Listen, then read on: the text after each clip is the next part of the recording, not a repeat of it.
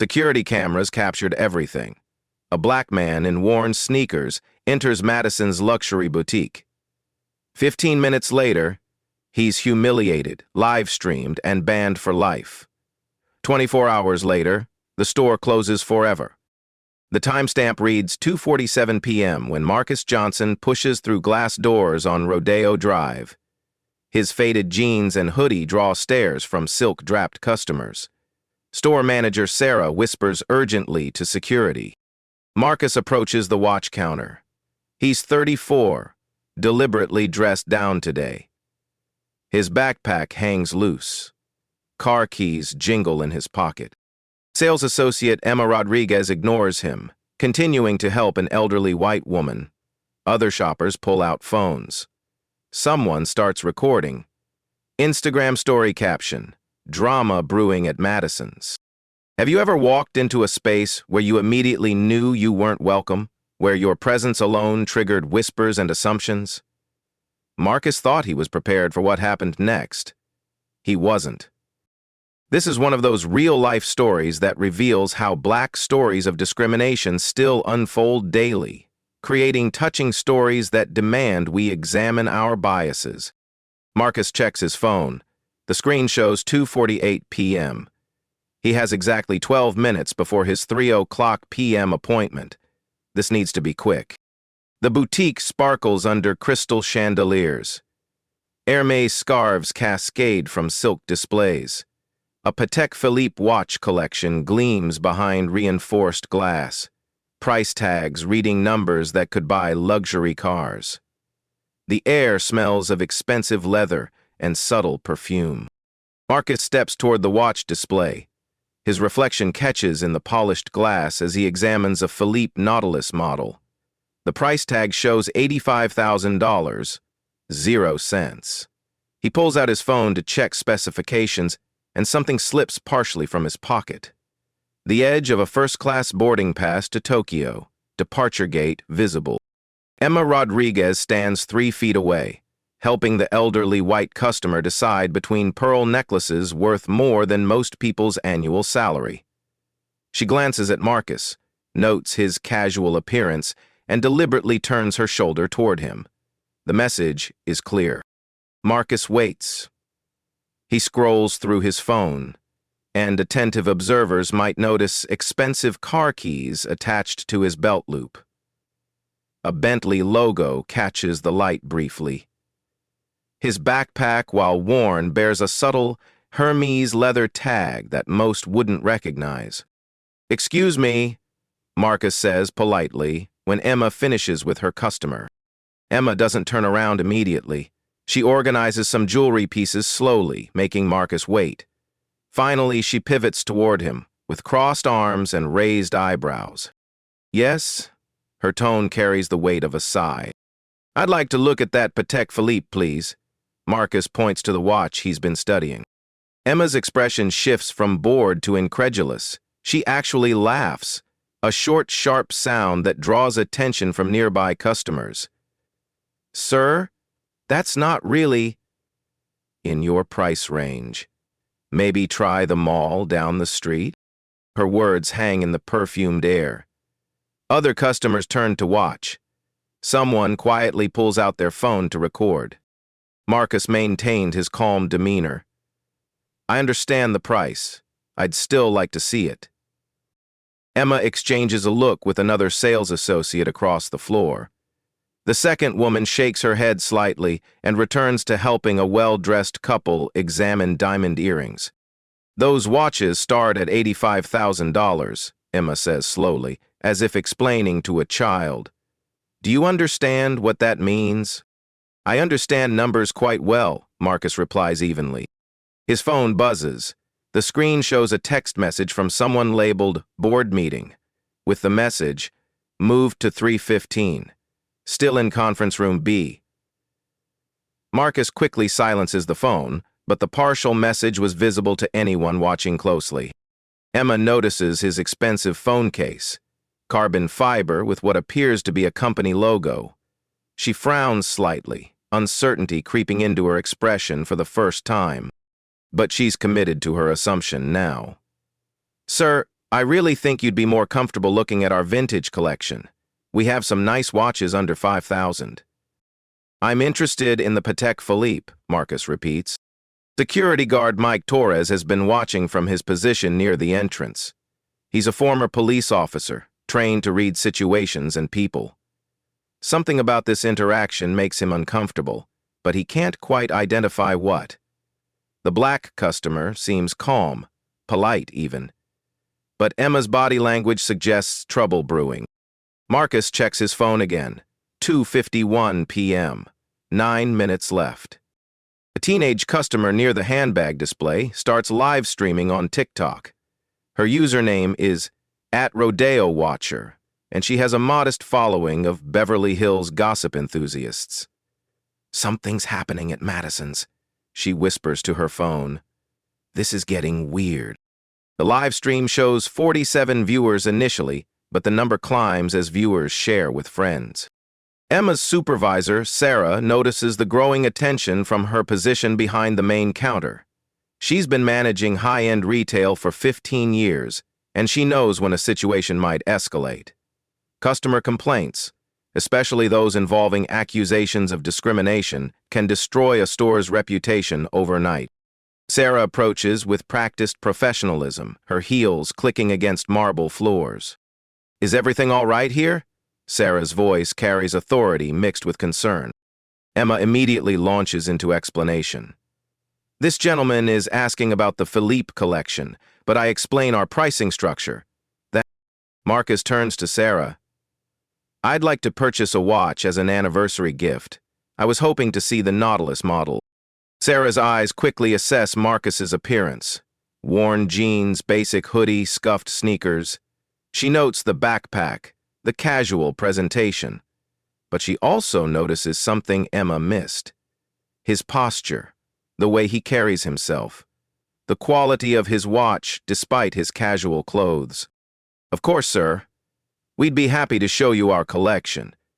However, I should mention that piece requires a significant deposit just to handle. How significant? Marcus asks. $25,000. The live stream viewer count hits 200. Comments start flowing. This is uncomfortable. Why can't he just look? Store seems sketchy. Marcus nods thoughtfully. That's reasonable for a piece of that value. Sarah blinks. She expected him to retreat at the deposit requirement. Instead, he's treating it like a normal business transaction.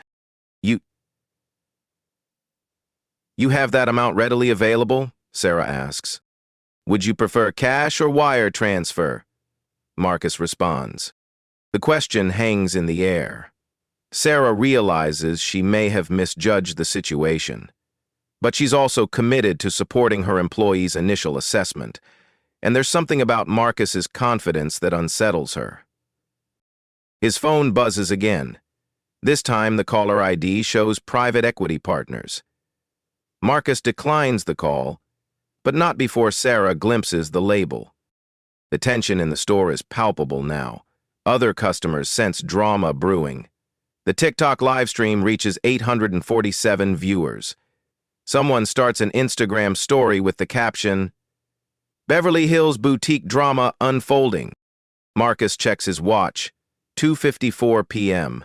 6 minutes remaining. So, he says calmly, may I see the watch? Sarah stares at Marcus for a long moment. Her 15 years in luxury retail have taught her to read customers quickly. The wealthy don't always dress the part. Tech billionaires wear hoodies. Oil heiresses shop in yoga pants. But something about this situation feels off. I'll need to see identification and a credit card before we handle inventory of that value, Sarah says finally. Marcus reaches for his wallet. As he opens it, observant viewers of the live stream might notice it's not a typical wallet. It's a slim leather case that appears custom-made. He pulls out a black credit card, the kind with no spending limit, and sets it on the glass counter. Emma picks up the card. Her expression changes slightly as she reads the name, Marcus A. Johnson. The card is heavier than normal credit cards, made of metal with subtle embossing. "I'll need to verify this," Emma says, though her tone has lost some of its earlier condescension. "Of course," Marcus replies, checking his phone again. 2:55 p.m., 5 minutes left. While Emma processes the card, at Rodeo Watcher's TikTok livestream has exploded to 2,400 viewers. The comments section fills rapidly. Something big is about to happen. Why are they treating him like this? Plot twist incoming. This store has issues. Other customers in the boutique sense the tension. A well-dressed woman near the handbag display pulls out her phone to record. An elderly man shopping for his wife stops browsing to watch. The store has become a theater, and everyone knows drama is building. Sarah's phone buzzes. She glances at it and sees a notification from the store's corporate oversight system. Unusual transaction activity detected. Large transactions trigger automatic monitoring for security purposes. Marcus stands calmly, hands clasped behind his back, studying the watch display. His demeanor remains professional, almost meditative. But there's something in his posture that suggests coiled energy, like a panther waiting.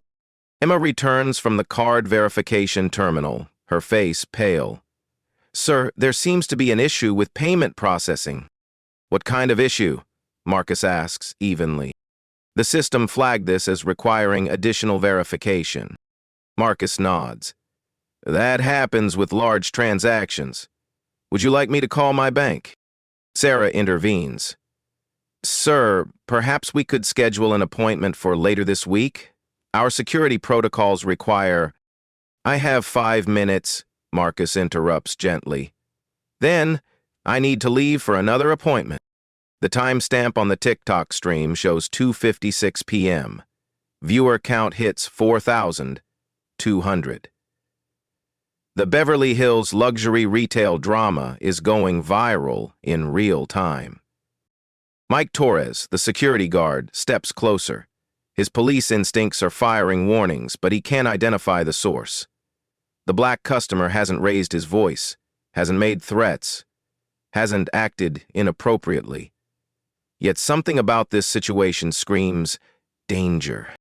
"Ma'am," Mike says quietly to Sarah, "maybe we should—" "Sir," Sarah addresses Marcus directly, cutting off Mike's suggestion, "I'm going to have to ask you to leave. You're making our other customers uncomfortable." Marcus looks around the store. The other customers are indeed watching, but their expressions range from curious to sympathetic.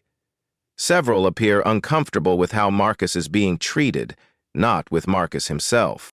"What specifically have I done to make anyone uncomfortable?" Marcus asks. Sarah's jaw tightens. She's committed now, and backing down would mean admitting error. "You're being disruptive to our normal business operations." "By asking to see merchandise?" "By persisting when we've explained our policies." Marcus checks his phone. 2:57 p.m. 3 minutes. A new voice enters the conversation. "Excuse me, but this is ridiculous." A young woman customer, probably mid-20s, steps forward. "He hasn't done anything wrong. Why can't he just look at a watch?" Sarah spins toward the woman. "Ma'am, please, don't interfere with store security matters." "Security matters?" The woman laughs incredulously. "He asked to see a watch." Other customers murmur agreement. The tide of public opinion is shifting. But Sarah feels trapped by her initial response. Admitting mistake now would be career suicide. Mike receives a signal from Sarah, the subtle hand gesture they use to indicate when police should be called. But Mike hesitates. His training tells him this situation doesn't warrant police intervention. Yet his supervisor is clearly escalating. The TikTok live stream reaches 6,800 viewers. Comments flood faster than anyone can read. "Call the manager." "This is discrimination. Someone record everything." "Where's the owner?" This is about to explode. Marcus pulls out his phone and checks the time. 2:58 p.m. 2 minutes remaining. I need to leave in 2 minutes, he says calmly. Are you going to show me the watch, or should I take my business elsewhere? Sarah's face flushes. Sir, I'm asking you nicely to leave. Don't make this difficult. I'm not making anything difficult. I'm asking to see merchandise in a store that's open to the public. Security, Sarah calls out. Mike Torres approaches reluctantly. Sir, I'm going to have to ask you to leave the premises. Marcus looks at Mike directly. On what grounds? Mike struggles with the answer. You're causing a disturbance. How am I causing a disturbance? The live stream viewer count explodes to 8,900. Someone has cross-posted to Instagram, where it's being shared rapidly. The hashtag Madison's Karma starts appearing in comments. 2:59 p.m. Marcus looks at his watch, not the cheap digital one on his wrist, but an expensive timepiece that finally catches Sarah's attention. It's a Vacheron Constantine, worth more than most people's cars. A minute, Marcus says quietly. A minute until what? Sarah demands. Marcus doesn't answer. He opens his phone and sends a quick text. Ready for 3 p.m. meeting. See you upstairs. Sarah frowns. Upstairs? Sir, there's nothing upstairs except 3:00 p.m. Marcus looks directly at Sarah. My appointment time. Thank you for the customer service demonstration. It was very educational. He turns toward the door, then pauses. Oh, and Sarah, you might want to check your corporate email in the next few minutes. I believe you have a meeting. Sarah's phone immediately begins buzzing with notifications. Her face goes white as she reads the first message, subject line, Emergency Board Meeting, Conference Room B3. 0:00 p.m. Incident Review. The TikTok live stream hits 12,000 viewers as Marcus walks calmly toward the exit. Wait! Sarah calls out, but Marcus is already pushing through the glass doors. The store falls silent except for the sound of phones buzzing with notifications and the quiet murmur of live stream viewers realizing they've just witnessed something extraordinary. Emma stares at the black credit card still sitting on the counter, finally understanding that she may have made the biggest mistake of her career.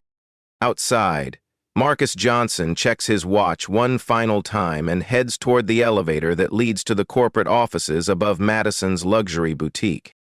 The real meeting is about to begin. The elevator doors close behind Marcus with a soft chime. Security cameras in the lobby capture him pressing the button for the executive floor, a level most Madison's employees have never seen.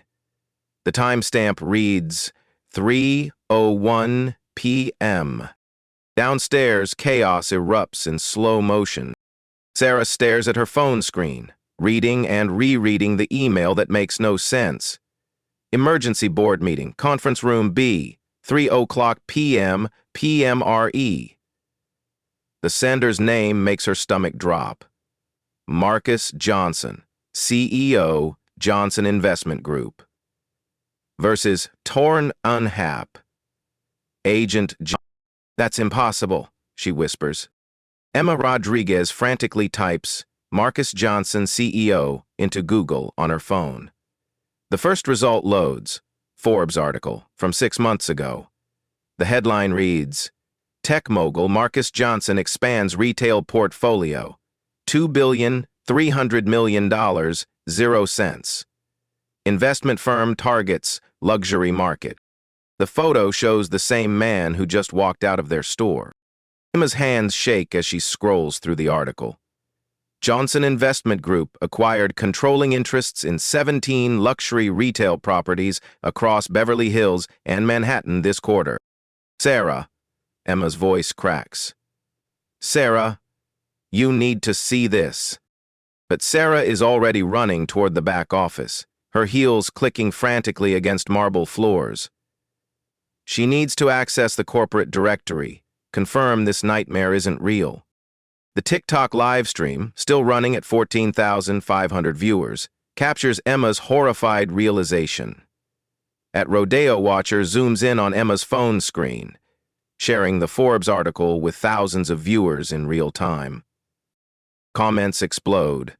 "No way! Plot twist of the century. She's so fired.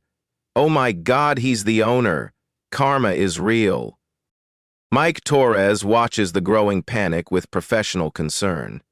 He's seen enough corporate disasters in his security career to recognize when everything is falling apart. "What's happening?" he asks Emma. Emma shows him the Google results with trembling hands. "The man we just kicked out. He's the CEO of Johnson Investment Group. They own our building lease." Mike's face goes pale. "They own our what?" Meanwhile, 3 floors above, Marcus Johnson enters conference room B. Floor-to-ceiling windows overlook Rodeo Drive. He can see the Madison's storefront below, where a small crowd has gathered outside, phones pressed against the glass, trying to catch glimpses of the drama inside. Marcus sets his backpack on the polished conference table and pulls out a laptop. The worn exterior of the bag contrasts sharply with the high-end technology inside. He opens a secure video conference application. At exactly 3:03 p.m., 3 screens activate around the room. "Marcus?" A woman's voice comes through the speakers. "I've been watching the live stream. Remarkable customer service demonstration." Marcus smiles slightly. "Patricia, I think we have everything we need for the legal review." Patricia Wong, Johnson Investment Group's chief legal counsel, appears on the center screen. 47,000 viewers and counting. The footage is quite comprehensive. On the second screen, David Kim, director of retail operations, shakes his head. "In 30 years of retail management, I've never seen anything quite that blatant." The third screen shows Robert Madison himself, the boutique's founder, calling in from his yacht off the coast of Monaco. His tanned face shows bewilderment and growing alarm. "Marcus, I don't understand. Why didn't you identify yourself? This could have been avoided." "Could it, Robert?" Marcus opens his laptop and begins typing. "Let's review some data." The main screen fills with a presentation titled Madison's Boutique, Customer Service Analysis, Undercover Assessment, the Inside. "Over the past 6 months, my firm has conducted systematic evaluations of all properties in our retail portfolio. Madison's was scheduled for this assessment today." Marcus clicks to the next slide. Charts and graphs fill the screen. Customer satisfaction surveys show concerning patterns. Complaints about discriminatory treatment have increased 340% over the past year. Specifically, customers of color report negative experiences at rates 87% higher than white customers. Robert Madison's face tightens. "Marcus, those are just isolated incidents." "Are they?" Marcus advances to the next slide. Security footage analysis from the past 3 months reveals 23 documented instances of differential treatment based on customer appearance. Today's incident makes 24. Patricia Wong leans forward on her screen. "Marcus, show them the legal implications." The presentation shifts to a legal summary. California Civil Code Section 51.7 prohibits discrimination in business establishments. Federal penalties under the Civil Rights Act can reach $150,000, 0 cents per incident. With 24 documented cases, we're looking at potential liability exceeding $3,600,000, 0 cents. Robert Madison's yacht-tanned face goes white. "This can't be accurate." "It's very accurate, Robert. Every incident was recorded by your own security systems. Plus, today's performance was live-streamed to over 50,000 viewers and counting." David Kim adds, "Marcus, what about the lease implications?" Marcus nods. "Excellent question, David." He clicks to another slide. Section 14.3 of the Madison's lease agreement states that discriminatory practices constitute grounds for immediate lease termination, He pauses for effect. Johnson Investment Group acquired this building yesterday. The purchase was finalized at 5 p.m., making us your new landlord as of this morning. The silence in the conference room is deafening. Even through the video screens, the shock is palpable. Yesterday, Robert Madison's voice is barely a whisper. Yesterday, which means today's incident occurred on property we own, by employees whose actions we're now legally responsible for. Patricia Wong's screen updates with additional documents. The liability extends beyond lease violations. We're now looking at potential civil rights lawsuits, insurance claims, and reputational damage that could affect the entire Johnson Investment Group portfolio. Marcus stands and walks to the window. Below, he can see Sarah pacing in the boutique, her phone pressed to her ear. The crowd outside has grown larger. The live stream has been shared 12,000 times in the past 10 minutes, David Kim reports. It's trending on TikTok, Instagram, and Twitter. Madison's Karma is the #3 trending hashtag in Los Angeles. Marcus turns back to the cameras. Robert, your annual rent is $2,100,000, 0 cents. Your profit margin last year was 23%. Your insurance carrier will likely increase premiums by 340% when they review this footage. Legal defense costs alone will exceed $500,000, 0 cents. He clicks to the final slide of his presentation. This brings us to today's decision point.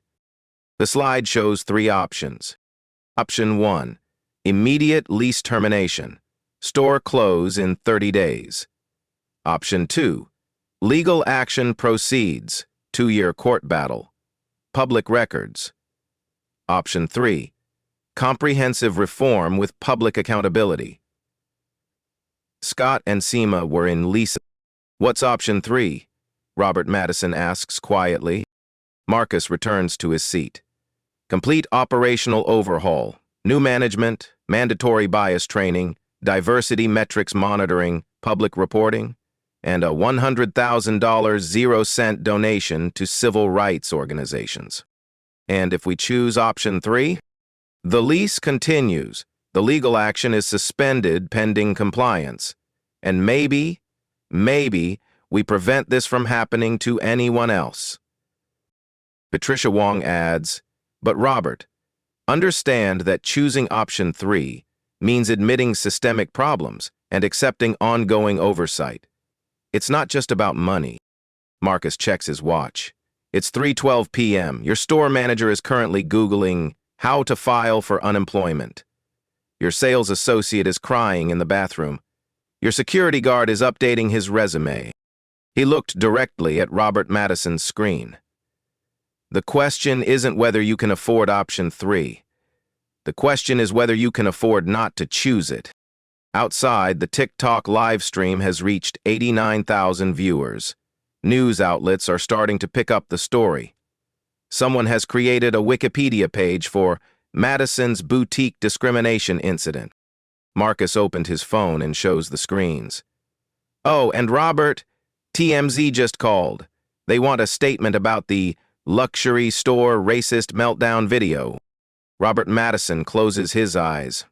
When he opens them, his voice is different, smaller, defeated. What exactly does option 3 require? Marcus Johnson smiles for the first time since entering the store. I'm glad you asked. Marcus Johnson opens a new presentation file. The conference room screens display a detailed breakdown titled Madison's Boutique, Comprehensive Reform Protocol. Option 3 isn't a suggestion, Robert. It's a carefully designed system that addresses every aspect of what went wrong today. Patricia Wong pulls up legal documents on her screen. Before we discuss terms, everyone needs to understand the current liability exposure. She displays a federal compliance chart. Under 42 U.S.C. Section 1981, which prohibits racial discrimination in contractual relationships, damages can include compensatory and punitive awards. Recent cases in California have averaged $275,000, 0 cents per incident. David Kim adds financial context. Marcus, show them the revenue impact analysis. Marcus clicks to a detailed financial breakdown. Madison's boutique generates $9,100,000, 0 cents annually. However, demographic analysis shows you're only capturing 34% of potential market share in Beverly Hills. The data is stark. Customer demographics are 89% white, 4% Asian, 3% Hispanic, 4% Black, and other. Beverly Hills area demographics show a much more diverse population, with significantly higher spending power. You're leaving $4,200,000, 0 cents in annual revenue on the table due to reputation issues in communities of color, Marcus continues. Robert Madison's image flickers as his yacht's internet connection struggles. Those numbers can't be accurate. They're from your own POS system data, Robert. Cross-referenced with census data and consumer spending reports from the Federal Reserve Bank of San Francisco. David Kim displays additional charts. Yelp reviews, Google ratings, and social media sentiment analysis all show declining scores over 18 months. Today's incident has accelerated that decline exponentially.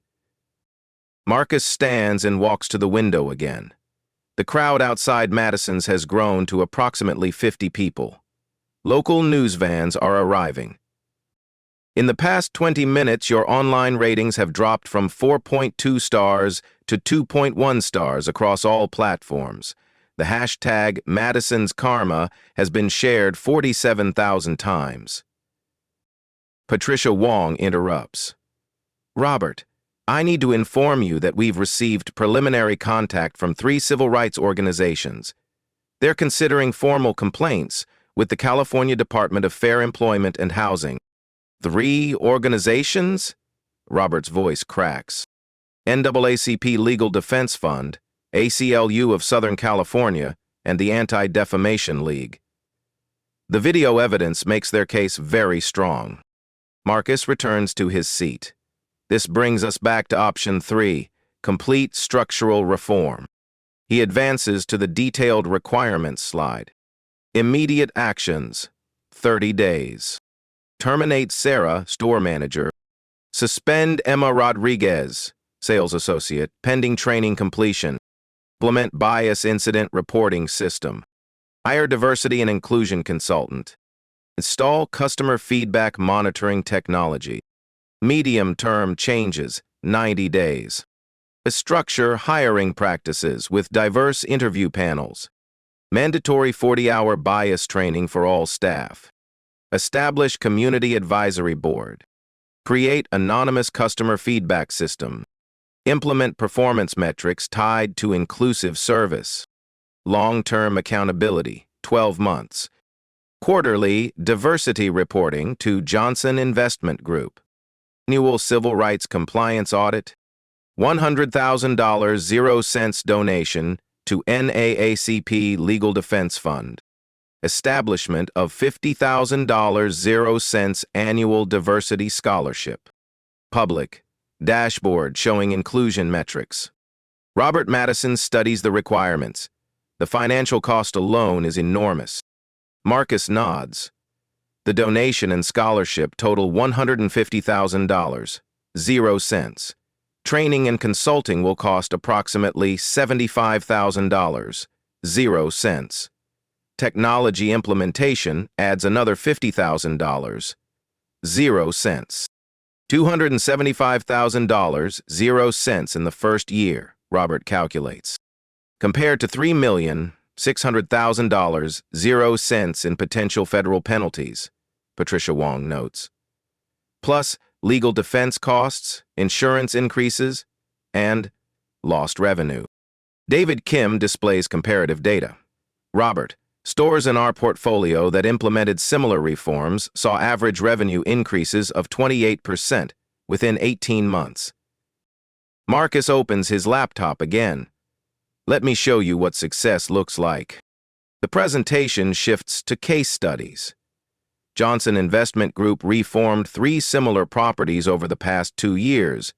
Customer satisfaction increased by an average of 67%. Revenue grew 31%. Staff turnover decreased 45%. He clicks to specific examples. Prestige Jewelry in Manhattan saw their most profitable quarter ever after implementing inclusive service training. Luxury Leather in Chicago expanded their customer base by 89% within 1 year. Robert Madison's resistance is clearly weakening. What about oversight? How do we know when we've met your standards? Excellent question. Marcus displays a monitoring framework. Independent third-party audits every 6 months. Customer satisfaction surveys with demographic breakdown analysis. Mystery shopper evaluations across all demographic groups. Patricia Wong adds the legal framework. Compliance is measured against specific metrics. Customer complaints below 0.5% monthly. Demographic representation in customer base within 15% of area demographics. Staff completion of bias training with passing scores. And if we fail to meet these standards, Robert asks. The lease contains performance clauses, Marcus explains. First violation triggers a $50,000 0-cents penalty and accelerated oversight.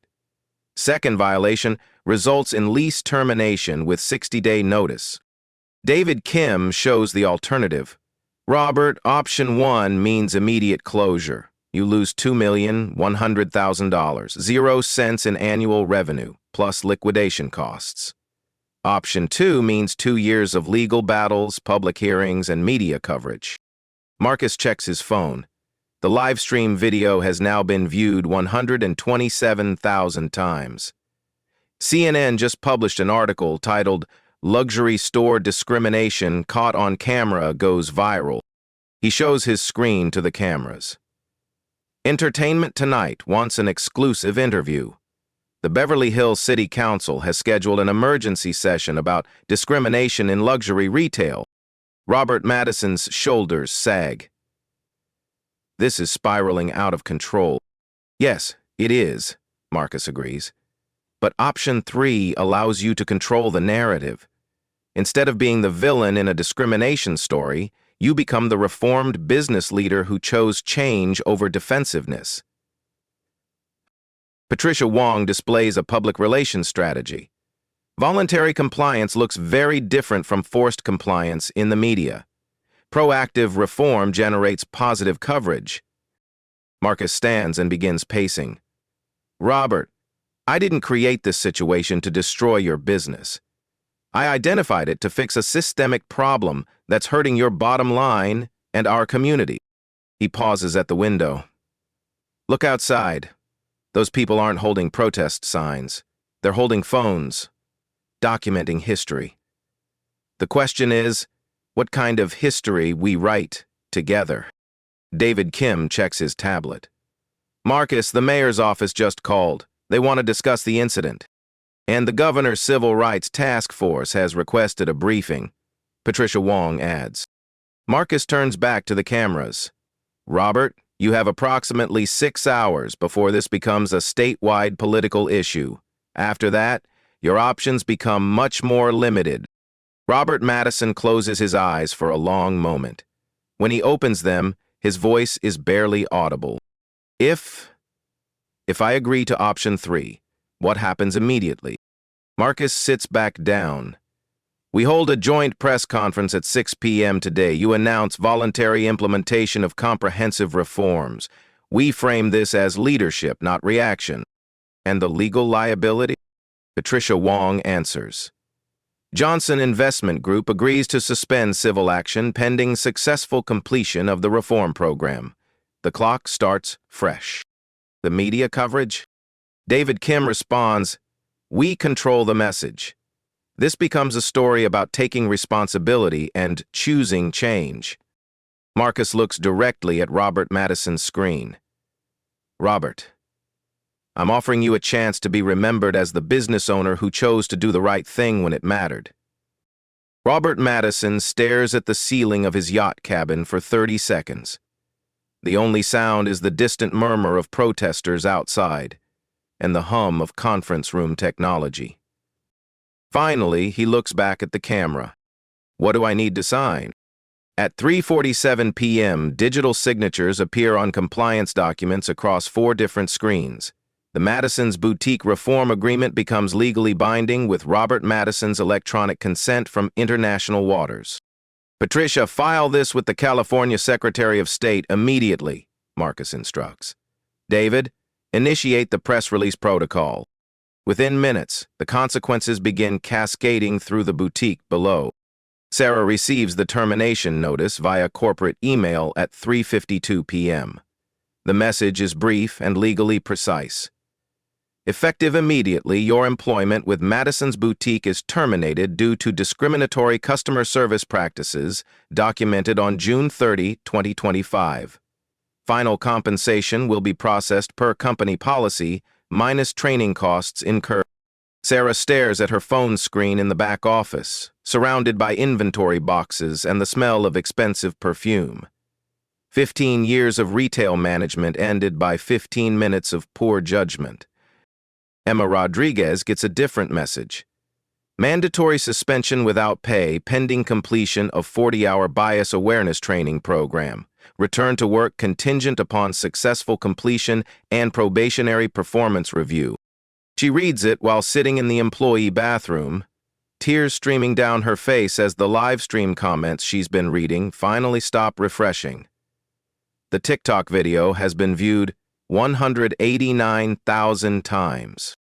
Mike Torres receives yet another notification. Formal written warning for failure to de-escalate customer service incident. Mandatory 20-hour conflict resolution training required within 30 days. At 4:15 p.m., Dr. Amelia Harrison arrives at Madison's Boutique. She's the diversity and inclusion consultant Johnson Investment Group keeps on retainer. A former federal civil rights investigator with a PhD in organizational psychology. Dr. Harrison's first action is installing temporary customer feedback tablets at every service station. The devices ask simple questions. Did you feel welcome today? Was service professional and respectful? Would you recommend this store to friends? By 4:30 p.m., the new technology reveals immediate data. Of 12 customers who shopped during the afternoon, 8 rated their experience below average. Comments include, staff seemed distracted and worried, and atmosphere was tense. Meanwhile, Marcus Johnson's legal team works with surgical precision. At 4:45 p.m., they file formal notifications with relevant civil rights organizations, explaining the voluntary compliance agreement and reform timeline. NADACP Legal Defense Fund receives a detailed report including the settlement terms, reform commitments, and monitoring protocols. The $100,000 0-cent donation will fund their economic justice initiative, focusing on retail discrimination cases. The Anti-Defamation League gets copies of the bias training curriculum that will be implemented store-wide. The 40-hour program includes modules on unconscious bias, cultural competency, and inclusive customer service practices. At 5:00 p.m. sharp, Marcus calls an emergency staff meeting in the boutique. 7 employees gather nervously among the crystal chandeliers and luxury displays. I'm Marcus Johnson, CEO of Johnson Investment Group, he begins. We now own this building and have significant concerns about today's customer service incident. The employees exchange glances. Everyone has seen the viral video by now. Effective immediately, we're implementing comprehensive reforms designed to ensure every customer receives respectful, professional service, regardless of appearance, race, or perceived economic status. Marcus explains the new protocols. Customer service standards will be monitored through mystery shopper evaluations every 2 weeks. Shoppers will represent diverse demographics and dress styles. Performance ratings directly impact employee evaluations and compensation. A community advisory board will review customer complaints and suggest improvements. The 7-member board includes representatives from Beverly Hills NAACP, local business associations, and community organizations. Anonymous reporting systems allow customers and employees to flag discriminatory behavior without fear of retaliation. Reports trigger automatic investigations within 24 hours. Training programs begin immediately. All staff must complete bias awareness education before returning to full duties. Passing scores of 85% or higher are required. Performance metrics now include inclusion measures. Customer satisfaction scores must meet diversity benchmarks. Employees receive bonuses for consistently high ratings across all demographic groups. At 5:30 p.m., the first mystery shopper arrives. A young black woman in casual clothes carrying a worn backpack. She browses quietly, testing whether service has already improved. The remaining sales associate, Jennifer Walsh, approaches immediately. "Good evening. Welcome to Madison's. Is there anything specific I can help you find today?" The interaction is recorded by discrete cameras for training analysis. Jennifer's tone is professional, her body language open and welcoming. She spends 20 minutes showing various pieces without asking about budget or payment methods. The mystery shopper rates the experience 4.5 out of 5 stars. At 6:00 p.m., the joint press conference begins in the boutique's main showroom. Marcus Johnson and Robert Madison, via video link, address assembled media. "Today's incident represents an unacceptable failure in customer service standards," Robert Madison states from his yacht. "I take full responsibility and have implemented immediate corrective measures." Marcus adds, "Johnson Investment Group is committed to ensuring luxury retail serves all customers with dignity and respect. These reforms will be monitored transparently and reported publicly." The press conference generates immediate positive coverage. Headlines read, "Luxury store owner takes responsibility after viral discrimination video," and tech CEO's undercover investigation leads to retail reform. By 7:00 p.m., the customer feedback tablets show measurably different results. Evening shoppers rate their experience an average of 4.2 stars, with comments like, "Staff was very attentive," and "felt welcomed and respected." The TikTok video continues, viral spread, but now the story includes the resolution. At Rodeo Watcher posts a follow-up. Mad. Update. Store owner just announced major changes after viral discrimination video. This is how you handle accountability. Within 30 days, independent auditors will verify compliance with all reform measures. Customer demographic data will be analyzed monthly. Staff performance reviews will include inclusion metrics alongside sales numbers. For the $50,000 0 cents annual scholarship program launches immediately, supporting students pursuing careers in business ethics and civil rights law. Recipients will be selected by the Community Advisory Board. A public dashboard goes live on Madison's website, displaying real-time customer satisfaction scores broken down by demographic categories. The transparency is unprecedented in luxury retail. Dr. Harrison establishes weekly sensitivity training sessions. Role-playing exercises help staff recognize unconscious bias. Customer service scenarios include diverse situations and backgrounds. By month's end, Madison's boutique will look identical from the outside.